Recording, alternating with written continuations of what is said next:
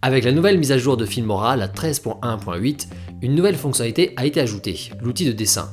Un mode qui va nous permettre de créer plus rapidement certaines formes directement à l'image.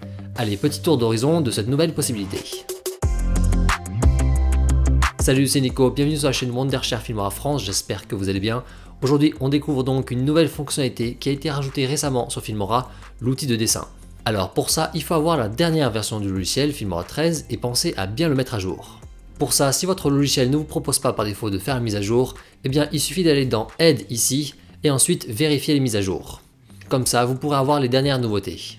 Ok, votre logiciel est à jour, maintenant découvrons cette fameuse nouvelle fonctionnalité, l'outil de dessin.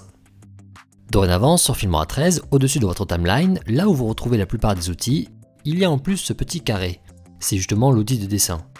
Il se peut, selon votre configuration, qu'il soit caché ici dans cette double flèche, indiquant que d'autres outils sont dispo. Cliquez dessus, ici Filmora vous propose donc les suivants, et c'est là que vous allez retrouver ce nouvel outil de dessin, tout en bas comme vous le voyez. Si jamais vous souhaitez que cet outil soit directement visible en premier dans votre barre, il suffit alors de cliquer ici à gauche sur les 4 carrés. Là, on se retrouve avec tous les outils dispo, dont outil de dessin en haut. On peut le prendre et le glisser à l'emplacement voulu dans la barre. Ensuite, en cliquant sur enregistrer, c'est bon, il apparaîtra au bon endroit. Alors, en quoi consiste cet outil de dessin? Cliquons dessus. Ici, vous voyez que le logiciel nous propose 4 formes possibles, le rectangle, la flèche, l'ellipse et le triangle. Eh bien, on va pouvoir en sélectionner un, par exemple la flèche, ça peut être bien pratique. Et ensuite, grâce à l'outil, directement sur l'image, on peut créer une flèche de la dimension qu'on souhaite. Dans la timeline, un calque flèche apparaît en piste supérieure. On peut le rallonger ou le réduire. Ça, on peut donc le faire pour créer rapidement un rectangle, un cercle ou un triangle également. Pour le cercle d'ailleurs, il peut avoir n'importe quelle forme, ovale comme ça, mais aussi parfaitement rond. Pour ça, il suffit de maintenir la touche majuscule pendant qu'on le forme. Vous voyez que le cercle reste bien rond.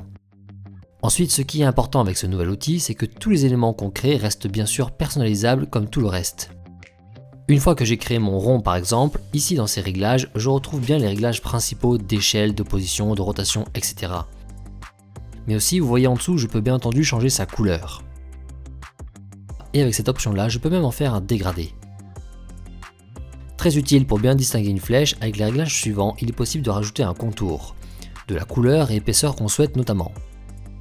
Et enfin, de rajouter même une jolie ombre portée comme ici, afin de mieux la faire ressortir de l'arrière-plan. Voici ce qu'il est donc possible de personnaliser. La plupart des réglages, comme vous le voyez, peuvent être animés grâce à un système d'images clés. Si par exemple je veux animer une flèche qui se déplace pour pointer un objet, je peux animer la position comme ça. C'est bien pratique. Alors, à quoi peuvent nous servir ces dessins? Eh bien, comme on l'a vu, les flèches sont sympas pour bien montrer un sujet à l'image.